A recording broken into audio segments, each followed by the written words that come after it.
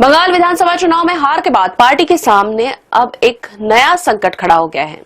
दावा किया जा रहा है कि पहली बार विधायक बने ऋतब्रता बनर्जी ने ममता बनर्जी के खिलाफ पार्टी के 60 विधायकों को एकजुट कर लिया है। सबसे चौंकाने वाली बात यह है कि विधानसभा स्पीकर ने ऋतब्रता बनर्जी को नेता विपक्ष के तौर पर मान्यता दी है।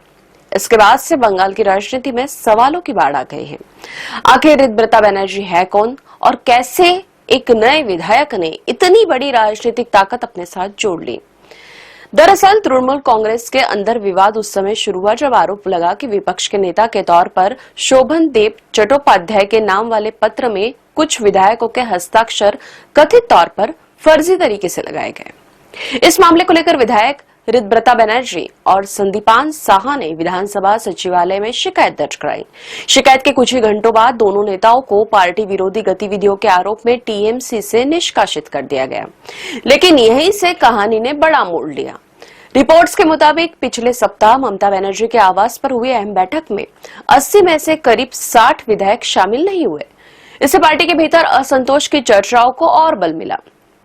इसके बाद बागी गुट ने दावा किया कि उनके पास 60 विधायकों का समर्थन है और उन्होंने ऋतब्रता बनर्जी को नेता विपक्ष घोषित करने के समर्थन में हस्ताक्षरित पत्र भी पेश किया। हालांकि बागी खेमे का कहना है कि उनका उद्देश्य ममता बनर्जी को चुनौती देना नहीं है। उनका दावा है कि वे खुद को असली टीएमसी मानते हैं और पार्टी के झंडे के नीचे ही काम करना चाहते हैं। यानी कि एक तरफ ममता बनर्जी का नेतृत्व है तो दूसरी तरफ पार्टी के भीतर बढ़ती नाराजगी की आवाजें।